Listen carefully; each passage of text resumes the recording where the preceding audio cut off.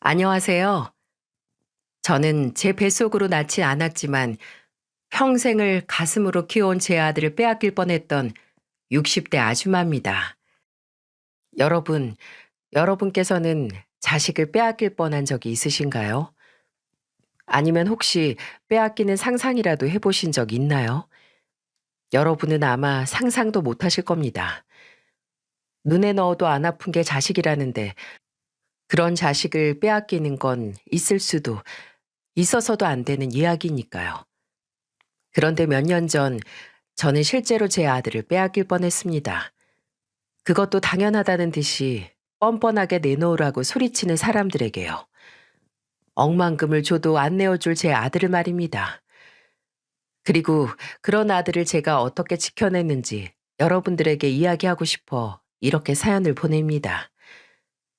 저는 꽃피는 시절 20살의 첫 남편과 만나 일찍이 결혼 생활을 시작했습니다. 그리고 저는 어렸을 적부터 아이들을 무척 좋아했어요. 동네 아이란 아이는 다 제 손을 타고 자랐다 해도 과언이 아니겠죠. 그래서인지 어렸을 때부터 저는 엄마가 되는 게 꿈이기도 했고요. 그런데 왜 인연은 하늘이 내려준다고 하잖아요. 제 삶에는 자식연이 없었던 건지 애석하게도 저는 첫 번째 남편과 함께했던 20년이란 길고 긴 시간 동안 3명의 아이를 유산하고 말았어요. 20년이란 결혼 생활 동안 자식이 하나도 없으니 제 결혼 생활이 순탄할 일이 있었겠어요? 첫 번째 남편은 집안의 장남이었는데 그 시절에 장남에게서 자식이 없으니 시어머니가 절 가만둘 리 없으셨죠.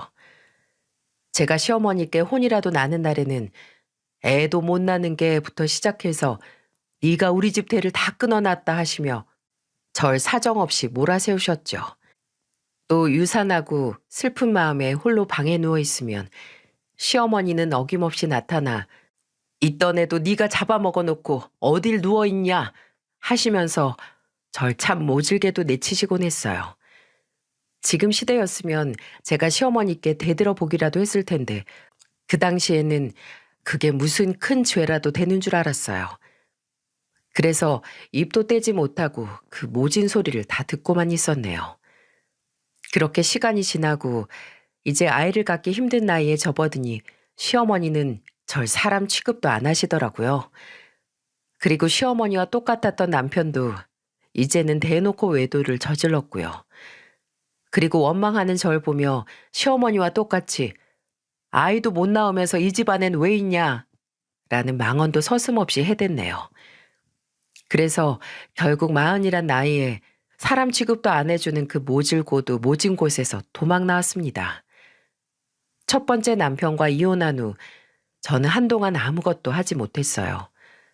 40살에 자식도 없고 남편도 없고 심지어 친정도 없었던 저는 살아야 할 이유마저도 없었죠. 그런데 삶의 끈은 제가 놓는다고 놓아지는 게 아니더군요. 그렇게 시간이 흘러가는 대로 살다 보니 어느새 몇 년이 흘렀고 저는 두 번째 남편을 만났습니다. 두 번째 남편은 참 자상했습니다. 그때 두 번째 남편은 제가 일하던 백반집에 자주 오시는 단골 손님이었어요. 험한 손님들과 달리 제게 항상 존대해주며 상냥하게 대해주시니까 저도 마음이 가더라고요. 지옥 같은 20년의 결혼 생활을 청산했을 때 전 내 인생에서 더 이상 남자랑 같이 지낼 일은 없을 거야 라고 수없이 다짐했었습니다. 하지만 두 번째 남편을 만나보니 다시 한번 누군가의 아내로서 살아보고 싶다는 욕심이 들더라고요. 그래서 결국 전 재혼을 선택하게 되었고요. 그리고 참 인생사 세옹지마라고 제게 아이가 없다 보니 재혼하는 데는 아무 문제가 없더군요. 20년의 결혼 생활에서는 저를 그렇게도 괴롭혔는데 말입니다. 재혼한 남편에게는 아들이 한 명 있었습니다. 왜 대개 재혼할 때 상대방의 아이 문제로 의견이 대립해서 다투기도 하고 그러잖아요. 하지만 저는 아이를 갖는 게 절실한 소망이어서 그랬는지 남편에게 아들이 있다는 점이 큰 축복처럼 느껴졌습니다. 그리고 꼭 좋은 엄마가 되겠다고 속으로 수없이 다짐했죠. 그렇게 제가 40살 초반이었을 때 저는 이제 막 중학교에 입학하는 아들이 한 명 생겼습니다. 이름은 최혁준. 혁준이를 처음 만나던 날이 제겐 아직도 생생하네요. 중학생이면 많이 어린 나이도 아닌데 제 아빠 손을 꼭 잡고 나타나서는 눈에 쌍심지를 켜고 절 한참이나 째려보는 게 아니겠어요? 그 당시 혁준이의 키는 제 귀 정도 오는 높이였는데 다 큰 아이가 절 그렇게 쳐다보니 처음엔 꽤 무서웠죠. 그런데 이내 어린아이가 어떤 일들을 겪었길래 앳된 얼굴에서 나이에 맞지 않는 저런 표정이 나오는 걸까 하고 생각해보니 되려 안쓰럽더군요. 그리고 혁준이와 내가 친해질 수 있을까 하는 걱정도 들었죠. 그런데 그런 제 걱정은 현실이 되었어요. 몇 주면 될 줄 알았던 혁준이의 낯가림은 몇 달이나 지속되었는데 그만큼 제 속은 타들어가는 것 같았습니다.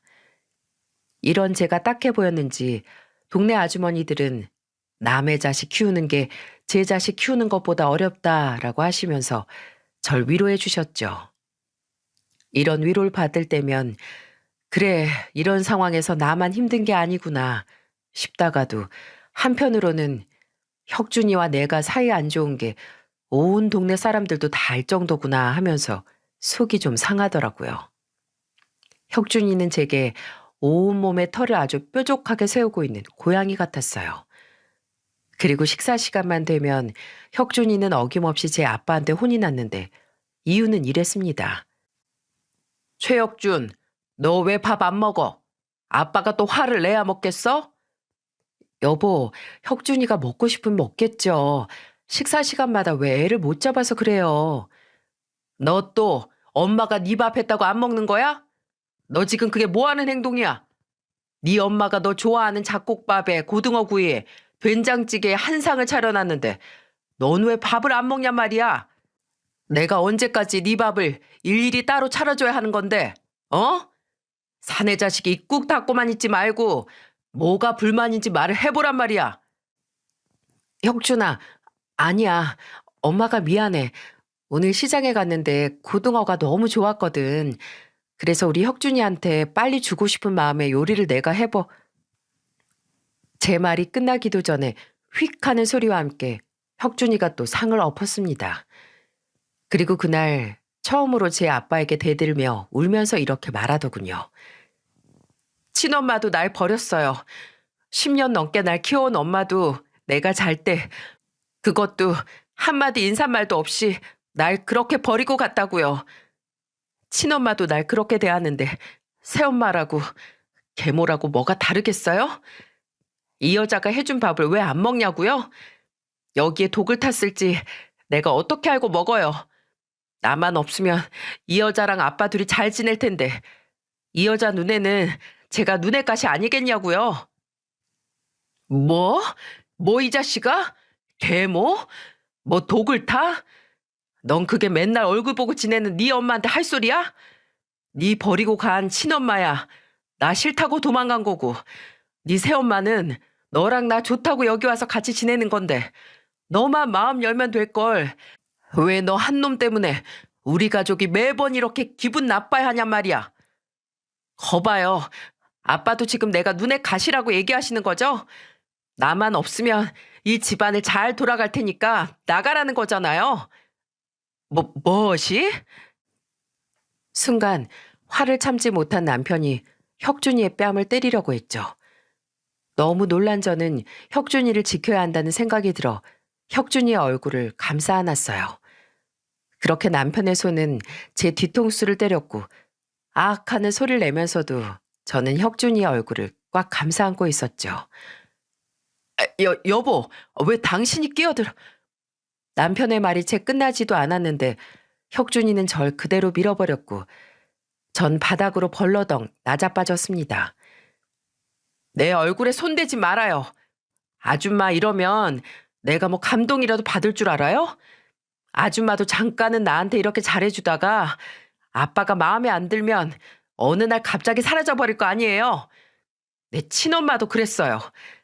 나한테는 항상 잘해주셨는데 아빠가 마음에 안 든다면서 저한테 말도 없이 떠난 거라고요. 아줌마도 아빠 보고 이 집 들어온 거잖아요. 그러면 그냥 아빠한테나 잘하고 아빠한테나 이쁨 받으며 살아요. 그러다 아빠가 싫어지면 그냥 아빠한테만 상처 주고 집 나가시라고요. 바닥에 널브러져 있는 저를 매섭게 쳐다보며 숨도 쉬지 않은 채 말하던 혁준이는 남편의 윽박에도 아랑곳하지 않고 그대로 집을 나가버렸죠. 몇 달 만에 서로 마주본 혁준이의 눈빛이었는데 그새 혁준이의 눈빛은 더 깊고 슬퍼져 있더군요.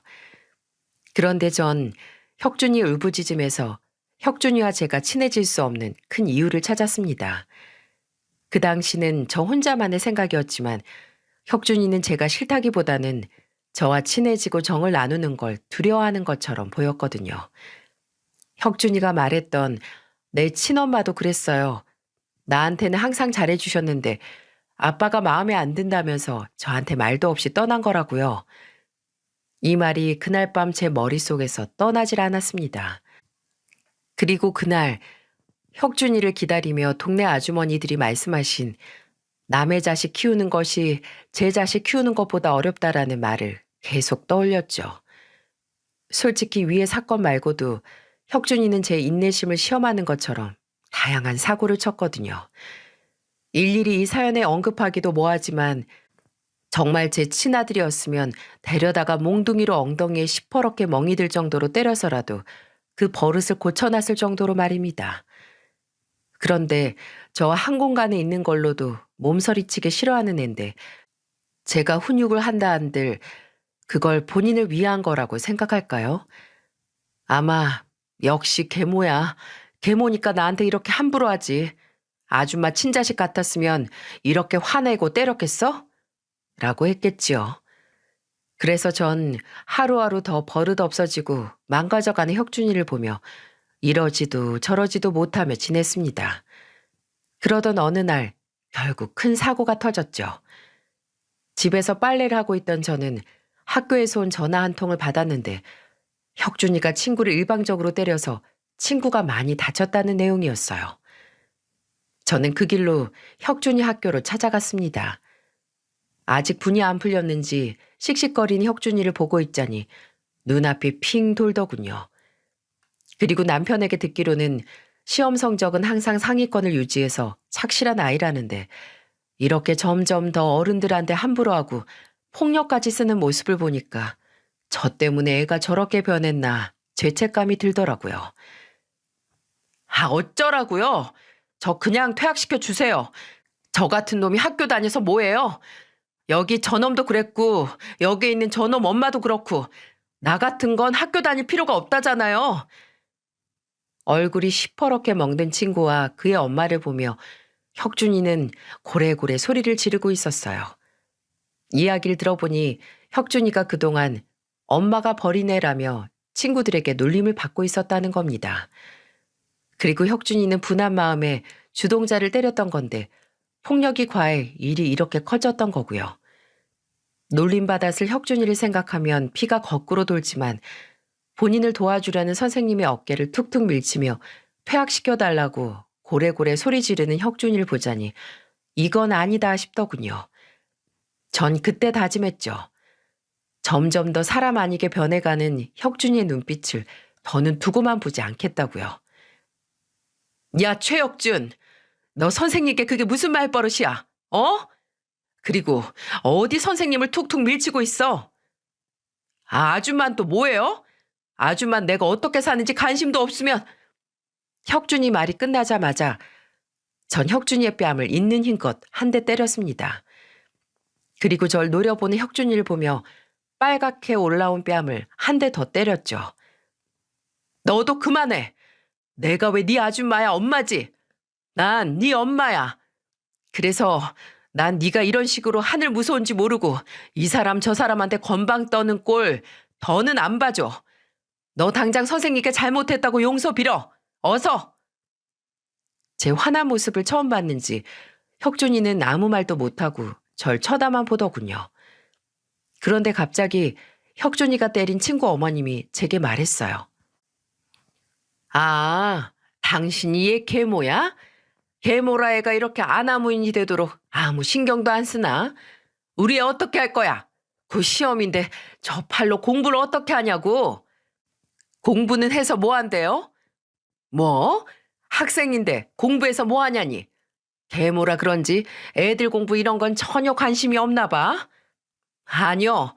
제 말은 듣기로 당신 아들이 제 아들 놀리는 주동자였다는데 친구가 처한 상황을 이해해주긴커녕 여기저기 떠벌리며 놀리고 다닌 놈이 공부는 해서 뭐 하냐고요? 쟤는 공부보다 인성교육이 먼저 아닌가요? 그리고 우리 혁준이는 공부하란 소리 안 해도 알아서 잘하고요. 뭐? 너 내 아들한테 말 다 했어? 계모 주제 어디 친엄마인 나한테 자식 교육을 운운하고 있어? 아이고 그 애미에 그 아들 납시셨네. 저기요 아줌마 제 혼이 어때서요? 계모가 어때서요? 제가 계모라 우리 혁준이 옷을 안 빨아입혔어요. 아니면 학교를 안 보냈어요? 아, 아줌마 말 나온 김에 우리 혁준이 교복 한번 봐요. 친엄마는 옷도 안 빨아입히는지 저기 좀 봐봐. 목 뒤가 아주 누렇게 변했구만. 우리 애 옷은 깨끗하고 옷에 주름 하나 없이 쫙쫙 다려 입혀요. 애 옷이나 신경 써주면서 저한테 그런 말 하세요. 뭐? 아, 다 됐고 돈 내놔 돈. 우리 애 치료비 내놓으라고. 아, 결국 이 소란을 부린 게 돈 때문이었어요? 아들 장사하시게요? 그럼 당신 아들이 내 아들 놀린 거 그거 먼저 사과하라고 하세요. 그럼 제가 치료비는 얼마든지 드릴게요. 대신 선 사과 후 보상이에요. 사과 먼저 해요. 어서요. 그날이 제가 혁준이를 위해 처음 엄마로 나선 날이었습니다. 그날 저는 끝끝내 사과를 안 하는 친구에게 단돈 1원의 치료비도 보상하지 않았고 그 엄마도 본인 아들의 고집을 못 꺾은 채 빈손으로 돌아갔죠. 그런데 이날 저는 혹시 제게 맞은 것이 분해 또 역시 계모 맞잖아 라는 소리를 들을 줄 알았는데 혁준이의 첫마디에 저는 눈물을 흘리고 말았어요. 엄마, 아까는 좀 아팠어요. 바로 절 엄마라고 불렀던 겁니다. 혁준이와 지낸 지 7개월 만의 일이었죠. 저는 혁준이와 나란히 걸으며 그 얘기를 듣는데 눈물이 왈칵 쏟아져 혁준이 얼굴 반대 방향으로 고개를 돌렸습니다. 그리고 한참을 걸으며 이야기했죠. 엄마, 그동안 내가 잘못했어요. 난 엄마가 내 편이 아닌 줄 알았어요. 오늘 그 자식 엄마가 날 몰아세우는데 그때 내게 엄마가 없다는 게 참 서럽더라고요. 그런데 오늘 내 편을 들어주는 엄마가 있어서 참 좋았어요. 그랬구나. 아휴, 내가 더 일찍 오지 못해서 미안해. 그리고 아까 널 때린 것도 미안하고. 하지만 난 말하지 않아도 돼요. 엄마 마음 다 알아요. 오히려 엄마한테 맞고 나니까 정신이 확 들던걸요. 앞으로 나 다시 예전처럼 잘 지내볼게요. 대신 엄마, 나랑 약속 하나 해줘요. 엄마는 나 절대로 버리지 않겠다고. 혁준이의 진심 어린 속마음에 전 길을 가다 말고 혁준이를 안고 펑펑 울었습니다. 그렇게 남편과 저 그리고 제 아들 혁준이는 제가 재혼한 지 7개월 만에 진짜 가족이 될 수 있었죠. 그 후로 제 삶은 여느 엄마와 다를 바가 없었습니다. 혁준이는 아침마다 제가 해준 밥을 먹고 등교하고 또 제가 챙겨준 도시락으로 점심을 먹었죠. 그리고 저녁이면 남편과 혁준이 저 셋이 둥근 밥상에 둘러앉아 저녁밥을 먹었고요. 그리고 혁준이가 성인이 돼서 했던 말이긴 한데 혁준이는 제 첫인상이 참 좋았다고 했습니다. 저를 처음 보자마자 제가 따뜻한 사람이란 걸 본능적으로 느꼈다면서 말이죠. 그래서인지 제게 마음을 여는 것이 더 힘들었다고 하더군요. 저한테 많은 걸 의지하게 되어버릴까봐 덜컥 겁이 났다면서 말이죠. 이 작은 아이가 이렇게 많은 부분을 따지고 재며 본인 감정을 조절하며 지냈다는 게 전 마음이 무너지듯 아팠습니다. 어른들이 살고 못 살고 하는 문제에 이 아이가 꽤 많은 상처와 트라우마를 갖게 되었다는 것도 알 수 있었고요. 대체 우리 혁준이가 무슨 잘못을 해서 이런 상처를 겪게 되었을까요? 전 할 수만 있다면 혁준이 아픈 모든 기억을 저로 인해 말끔히 지워주고 싶었습니다. 그리고 그러기 위해 무던히도 노력했고요. 그리고 혁준이도 그런 제 마음을 알았는지 저희는 서로 손을 꼭 잡으며 장을 보러 다니는 친구 같은 모자지간이 되었죠. 그런데 기쁨도 잠시, 몇 년 후 공사 현장에서 일용직으로 일하던 남편이 추락사로 갑자기 세상을 떠나게 되었습니다. 그리고 하늘나라로 가기 전 제게 이런 유언을 남기더군요. 평생 같이 살기로 한 약속 지키지 못해서 미안하다. 그리고 엄마에게 버림받았던 우리 혁준이 이번엔 부디 버리지 말아줘. 라고요. 참 바보 같은 사람이죠. 혁준이는 이미 제 아들인데 본인 떠난다고 제가 아들을 버릴 리가 있나요? 그렇게 남편은 응급실에서 이틀을 보낸 후 저랑 혁준이와 작별 인사를 했어요. 그 후로 저와 혁준이는 굉장히 힘든 시간을 보내게 됐습니다. 혁준이의 꿈은 의사였어요. 어렸을 적부터 의사가 꿈이었다고 하더군요. 그런데 의사 되는데 얼마나 많은 시간과 돈이 드는지 여러분도 잘 아시죠? 의대에 합격한 혁준이는 없는 시간을 쪼개고 쪼개 과외를 했습니다. 그리고 아들의 꿈을 이뤄주기 위해 저도 남편이 하늘나라로 간 후에는 식당 일을 다시 시작했죠. 제가 다녔던 식당은 24시간 문을 열었었는데 주인한테 사정을 얘기하고 제가 잠자는 몇 시간을 제외하고는 일만 했던 것 같아요. 그렇게 10여 년도 훌쩍 넘는 시간을 보내고 아들은 정식 의사가 되었죠. 그리고 안정기에 들어섰을 때 제게 결혼할 여자를 소개해 준다고 하더라고요. 이름이 연주였는데 얼굴이 어찌나 예쁘던지 제 아들 혁준이와 같이 서 있으면 선남선녀가 따로 없더라고요. 어머니, 저희 왔어요. 그래, 혁준이 왔구나. 어머님 안녕하세요. 김연주라고 합니다. 연주 씨, 그래 반가워요. 아유, 이렇게 누추한 집까지 다 와주고 내가 다 고맙네요. 아유, 누추하다뇨. 혁준 오빠 집이어서 그런지 저도 너무 편하고 좋은걸요? 그렇게 생각해주면 내가 고맙고요. 뭘 좋아할지 몰라서 우리가 평소 먹던 거에 갈비찜 좀 해보려고 하는데 괜찮아요? 혁준이가 말했던 시간보다 1시간이나 일찍 오는 바람에 내가 아직 준비를 다 못했는데 이걸 어쩌나? 어머님, 저 갈비찜 좋아해요. 그리고 제가 오빠 방도 구경하고 싶고 그래서 빨리 오자고 했어요. 혹시 제가 도와드릴 건 없나요? 아유, 없어, 없어. 없고 말고. 혁준이 방에서 둘이 푹 쉬고 있어요. 혁준이가 바빠서 데이트도 잘 못하는 것 같던데 난 괜찮으니까 잠깐이라도 데이트하고 있으면 내가 부를게요. 처음 봤지만 싱글싱글 잘 웃고 도울 것이 없겠냐며 묻는 혁준이 여자친구를 보는데 제 마음이 다 뿌듯했습니다. 착한 우리 혁준이가 딱 본인 닮은 아가씨를 만났구나 싶어서요. 혁준이와 혁준이의 여자친구, 그러니까 편하게 연주라고 적겠습니다. 혁준이와 연주는 방에서 오순도순 이야기하는 소리가 들렸고 저는 분주히 음식을 준비하고 있었죠. 그런데 웬걸 제가 양파를 사온 줄 알았는데 깜빡하고 안 사왔더라고요. 왜 매번 장볼 때마다 꼼꼼하게 체크한다고 하는데 막상 요리할 때 되면 한두 개씩 꼭 빼먹고 오잖아요. 야채 가게까지는 시간이 좀 걸렸는데 이것저것 준비하느라 정신이 없었던 저는 혁준이에게 양파 좀 사와달라고 부탁했죠. 그렇게 혁준이만 집 밖으로 나가고 연주와 저 둘만 집에 남게 되었습니다. 그런데 혁준이가 나가고 나자 연주의 눈빛이 갑자기 변하더군요. 팔짱을 끼고 집 여기저기를 돌아다니며 뭔가를 찾는 눈치였죠. 연주 씨, 뭐 찾는 거라도 있어요? 아니요, 그냥 보는 거예요.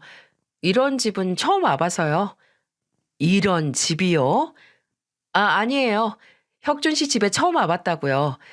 그런데 어머니, 식탁이 안 보이는데 우리 밥은 어디서 먹어요?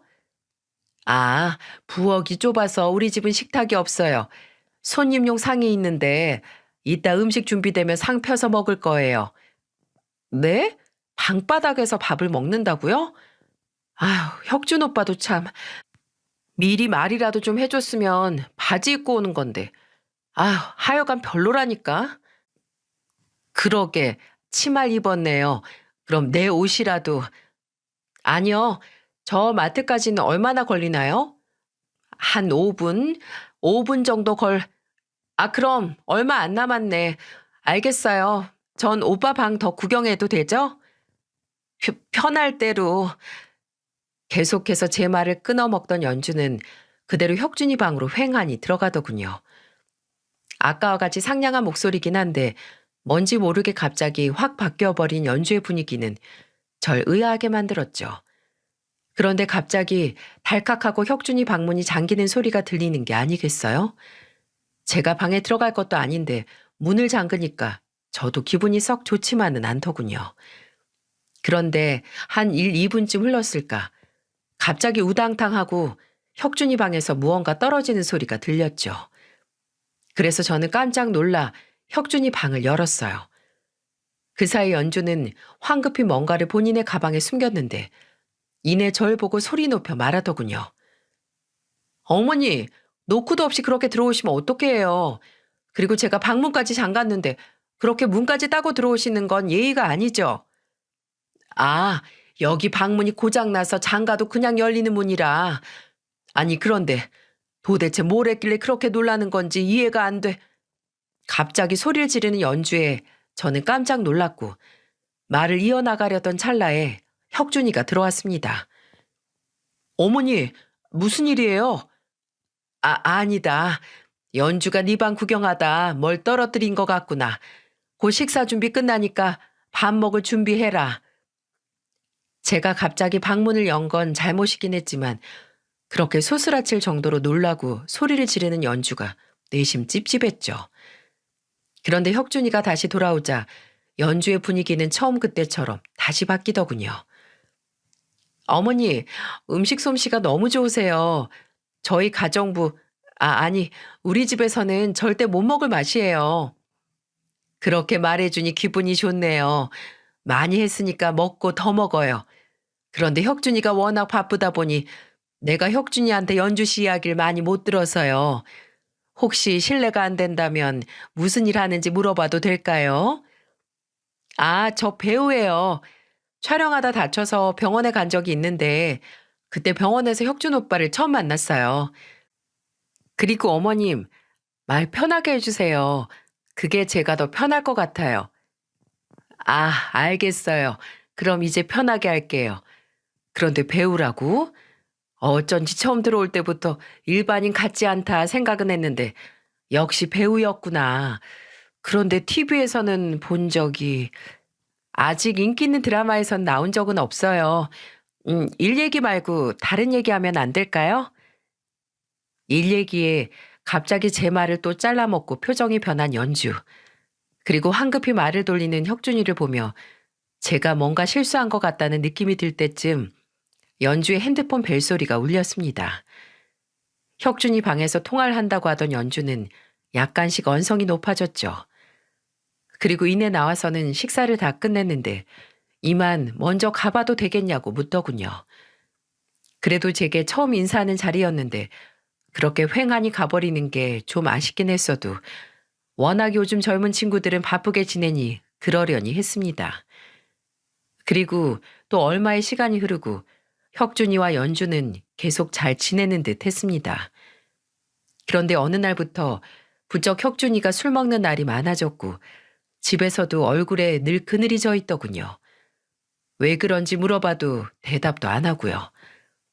제게 마음을 연 이후로 혼자 지내는 제가 심심하기라도 할까 미주알 고주알 다 늘어놓으며 이야기하던 앤데 이렇게 입을 꾹 다물고 있으니 여간 걱정되는 게 아니겠어요? 혹시나 연주와 무슨 일이 있나 의심하기도 했지만 연주는 혁준이가 없는 날에도 자주 집에 놀러 왔었어요. 그리고 저와 한참 수다를 떨고 갔던 터라 연주와는 상관없는 일이라고 생각했어요. 그렇게 혁준이가 연주네 집으로 결혼을 승낙받으러 간다고 했던 날이 왔습니다. 예비 장인어른 장모님을 뵈러 가는 날 아침, 혁준이의 표정은 마치 뭐랄까요? 이런 표현은 좀 그렇지만 도살장에 끌려가는 소처럼 억지로 나가는 표정이었죠.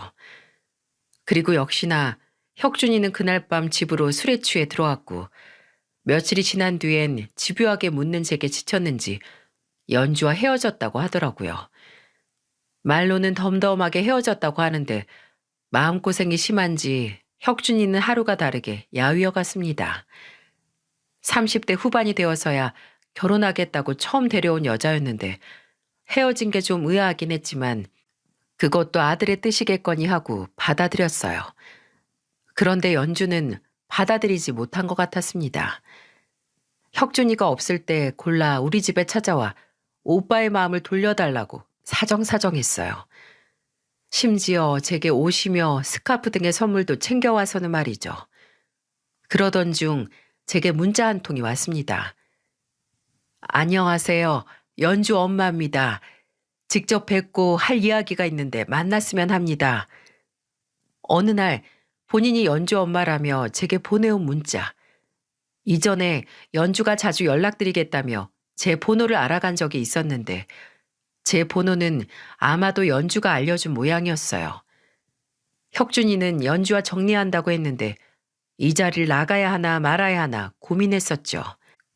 그런데 제 아들이 힘들어하는 이유라도 들어봐야겠다 싶어 전 약속을 잡고 자리에 나갔습니다.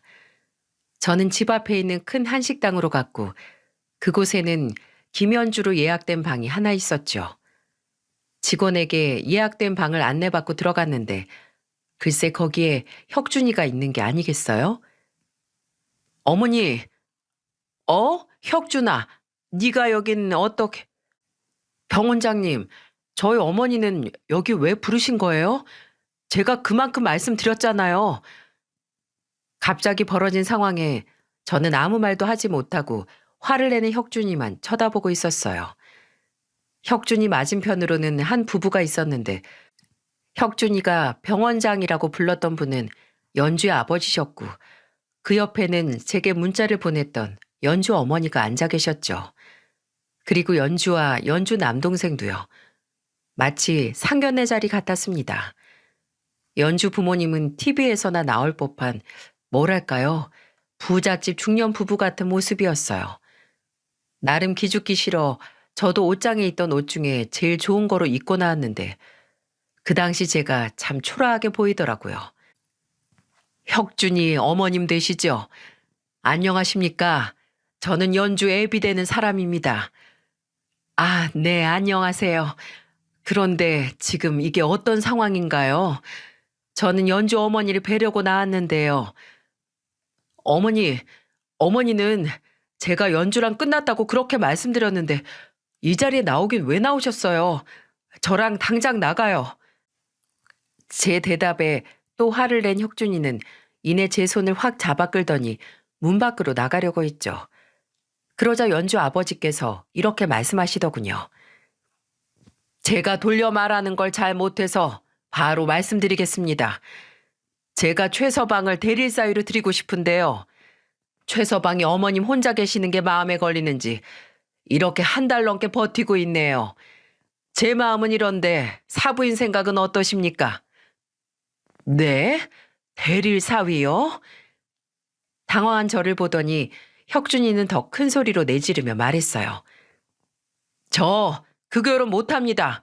아니 안 합니다.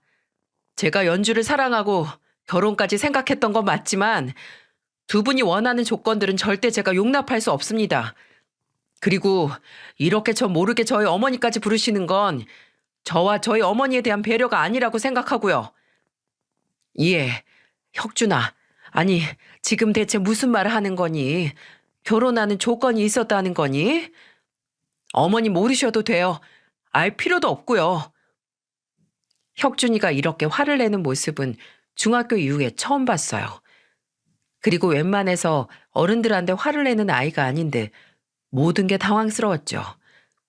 그런데 연주 어머니의 말을 듣고는 상황을 이해할 수 있었습니다. 어머니도 알 건 아셔야지. 네, 맞습니다. 저희가 결혼하면 최서방한테 대릴 사이로 들어오라고 했습니다. 아실지 모르겠지만 연주 아버지가 병원장이에요. 그리고 저희 부부는 그 병원을 이어받을 사위를 원하고요. 때마침 제 딸이 의사와 사귀고 있다길래 저희는 적극 찬성했지요. 그런데 대릴 사이가 뭐 어렵다고 이렇게 버티는지 저희 부부는 도저히 이해를 못하겠더군요. 아, 상견례를 하자고 해도 싫다고 하더니 이제 나의 연주와 헤어지겠다고 하네요. 생각해 보세요. 솔직히 대릴 사이로 들어와서 병원 경영도 좀 배우고, 아, 네, 그건 그렇지요.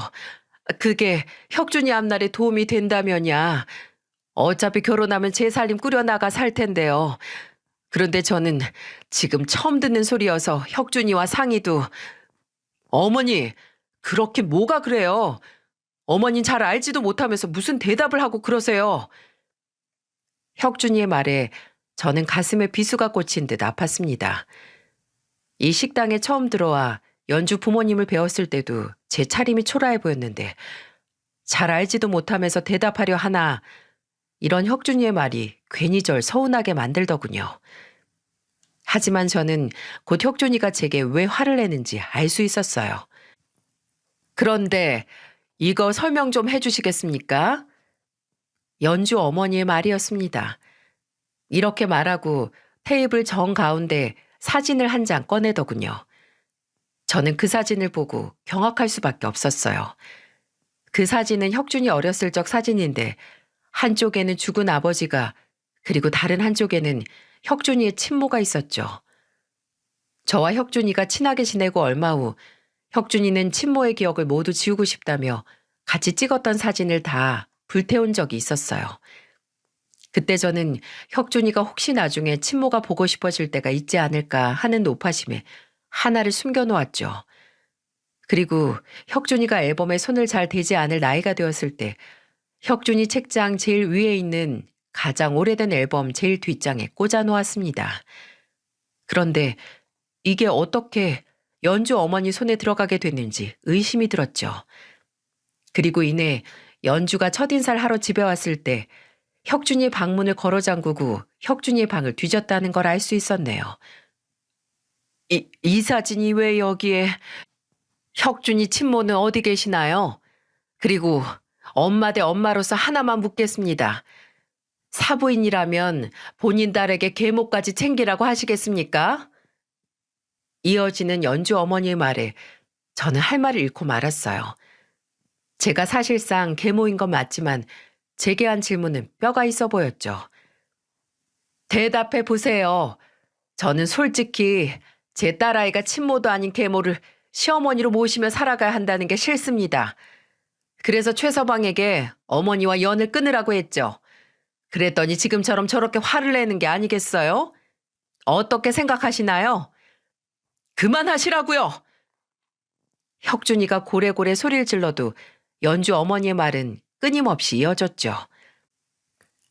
우리 최서방, 저희랑 있으면 자연스럽게 병원장도 되고 좋은 집에서도 살 수 있습니다. 그리고 연주 말 들어보니 식탁 하나 없는 작은 집에서 지내신다고요? 그런 곳에 사시는 분이 최서방 앞날은 어느 정도 보장해 주실 수 있으신가요? 제가 만약 친모였다면 우리 집으로 들어오는 대릴사위 자리를 절대 반대하진 않을 텐데요. 혹시 최서방, 그러니까 의사 아들 등에 업고 빨대 꽂아 드실 생각은 아니셨죠?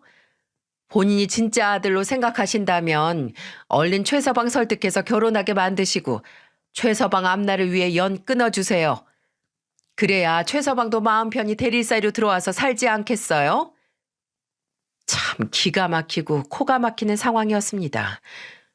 제가 계모가 맞긴 하지만 저는 혁준이를 마음으로 낳고 눈물로 키웠습니다. 제 친아들과 다름없게 20여 년 넘게 키웠는데 이런 대접을 받다니요. 연주 어머니의 말에 기가 차서 이대로는 안 되겠다 싶어 따지러 들 때 혁준이가 이렇게 말하더군요. 제 어머니 모욕하는 말은 그만하세요. 제 어머니 남들은 다 계모라고 해도 저한텐 친엄마입니다. 도망간 제 친모보다 저한테 더 지극정성으로 대해주셨고 두 분이 원하시는 그 의사 사위의 의사도 다 제 어머니 덕에 가능했던 거고요. 그런데도 지금 제 어머니랑 연을 끊으라는 겁니까? 그것도 결혼의 조건으로요? 저는 절대 그럴 일 없습니다. 그리고 제가 그 조건 못 받아들인다고 그렇게 말씀드렸는데 왜 이렇게 끈질기게 이러시는데요? 제가 연주랑 처음 만날 때부터 무조건 사위 삼겠다며 제가 일하는 곳에 사람까지 붙여서 절 하나하나 감시하셨잖아요. 제가 모를 것 같았습니까? 그리고 이젠 하다하다 연주한테 제 방까지 뒤지게 하셨나 본데 제 약점이라도 잡을 심산이셨어요? 그래서 찾아내신 게 우리 엄마가 친모가 아니라 계모라는 거고요. 제발 그만 좀 하세요. 스토커도 아니고 이게 무슨 짓입니까? 아니 오빠. 오빠는 왜 우리 엄마한테 계속 소리 질러? 솔직히 우리 집 정도면 오빠한테는 경사 아니야? 적당히 좀 튕기라고. 그리고 나도 이제 곧 유명 배우 될 텐데 병원장 등에 업었겠다. 와이프는 배우겠다. 오빠한테 뭐가 부족한 결혼이라고 이렇게 튕기냔 말이야. 그리고 나도 엄마 말 동의해. 내가 왜 괴모를 시어머니로 모셔야 하는데 그렇게 작고 냄새나는 집에서 말이야. 오빠 그냥 엄마랑 연 끊고 우리 집에 들어와 살자니까. 그래 최서방. 그리고 난 미리 말하지만 친자식도 아닌 최서방 결혼식에 계모가 혼주석에 앉아있는 꼴 절대 못 보니까 그렇게 하려고. 뭐라 부를 말이 없네. 최서방 계모님 제 말 들으셨죠? 당신 혼주석에 절대 앉지. 연주 어머니의 말이 끝나기도 전에 혁준이가 연주 어머니 뺨을 때렸습니다. 너무 갑자기 벌어진 상황에 연주 아버지는 벌떡 일어나시고 연주는 본인 어머니를 감싸 안았죠. 대체 결혼 안 한다는데 무슨 결혼식이고 무슨 혼주석이에요? 다들 정신 차리세요. 그리고 야 김연주, 너 입 안 다물어? 너 나랑 왜 결혼하고 싶은 건데? 너 남자 있잖아. 그것도 내가 모를 줄 알았어? 너 의사 사위 아니면 안 된다는데 네 부모 뜻 따라 나랑 결혼만 하려고 했던 거 아니야? 난 너한테 정말 진심이었는데 넌 아니더라. 나 연우한테 다 들었어. 너랑 네 부모가 나 대릴 사이로 앉혀놓고 나 개처럼 부려먹으려고 했다는 거. 그래서 날 선택한 거겠지. 가난한 의사놈 구해서 당신들 뜻대로 부리려고. 혁준이의 말은 충격 그 자체였습니다. 혁준이가 말한 연우는 연주의 친남동생입니다. 나중에 혁준이한테 들어보니 연우가 어느 날 자기가 일하는 병원에 찾아왔고 연주 누나가 형을 만나는 이유라면서 쫙 알려줬다더군요. 그리고 그 이유를 혁준이는 연준의 부모님이 억지로 만들어낸 이 상견례 자리에서 하나부터 끝까지 다 말하기 시작했고요. 줄여보자면 이렇습니다. 대대로 의사 가문이었던 연주 아버지는 연주 남동생인 연우 또한 의사가 되길 원했답니다. 연주는 처음부터 공부머리도 없었고 오로지 제 몸치장하는 것밖에 할 줄 몰라 부모 돈만 펑펑 써대는 바람에 포기한 지 오래됐고요. 그런데 연우는 의사에는 전혀 꿈이 없었다더라고요. 그래서 방황 아닌 방황으로 억지로 들어갔던 의대도 부모 몰래 자퇴하고 방랑자처럼 여행을 다녔다네요. 그렇게 시간이 흐르고 연우가 집에 돌아오자 집에서는 배신자 소리를 들으며 쥐죽은 듯 있었다죠. 그리고 연우가 보기에 연주 아버지의 욕심이 줄어드나 싶었는데 끝내 포기하지 않으셨고 이번엔 의사 사위로 눈을 돌렸다는 거예요. 그래서 하나뿐인 딸에게 의사 사위만 데려오면 뒤에서 뭘 하고 다니든 상관하지 않겠다고 했다면서 말이죠. 그러다 혁준이를 만난 거였는데 집안도 변변찮아 보여 대릴 사위 제안을 한 번에 받아들일 거라며 집안이 잔치 분위기였다네요. 그런데 혁준이가 계속 거부를 하자 사람을 붙여 협박 아닌 협박도 하고 약점이 될 만한 건 모조리 잡아오라며 그간 제 집을 드나들었다는 거죠. 그리고 연주는 이런 식으로 그동안 3명의 남자에게 더 접근했었다네요. 그런데 그보다 더 충격적인 건 연주 아버지가 말한 그 상관하지 않겠다에는 연주의 사생활도 다 포함되어 있었다는 겁니다. 그리고 평소 문란했던 연주는 그새를 못 참고 제 아들 혁준이와 여러 남자를 동시에 만나고 있었고요. 그리고 이런 가족들한테 질릴 대로 질려버린 연우가 아무것도 모르고 있던 혁준이를 찾아와 모두 말해줬다는 거죠. 세상에, 이게 다 의사 사위를 얻고 싶은 연주 부모님의 계략이라고 생각하니 제 온몸에 소름이 끼치더군요. 그리고 이런 말을 다 들으니까 저도 더 이상 아들을 위해 참고 있을 수 없었습니다. 아니, 이제는 진짜 참으면 안 될 상황이 온 거죠. 뭐야? 이 사람 같지도 않은 것들이 내 자식을 뺏어가려고 했다는 거야? 그거 당신들 집착인 거 알아? 멀쩡히 잘 지내고 있는 내 아들을 왜 깨어내어서 이런 시궁창에 빠뜨리냔 말이야. 그리고 연주 너 처음 볼 때부터 말 살살 끊어먹고 분위기도 묘하게 왔다 갔다 하는 게 계속 걸렸는데 네가 감히 내 아들한테 의도적으로 접근한 것도 모자라 두고 다른 남자를 만나러 다녔다고? 짝! 저는 혁준이가 연주 어머니의 뺨을 때린 걸로도 분이 식지 않아 이번엔 제가 연주의 뺨을 한 대 쳐버렸습니다. 그러자 제게 버럭버럭 소리를 지르며 이러더군요. 아줌마, 나 배우예요. 배우는 얼굴이 생명인 거 몰라요? 아, 진짜 별. 아줌마, 내 얼굴 어쩔 거야? 빨갛게 부어올랐잖아요. 야, 이 망할 기집애야. 뭐 배우? TV에 얼굴 한번 안 비치는 배우가 있냐? 말만 배우 하지. 배우라면 먼저 행실을 더 단디해야지.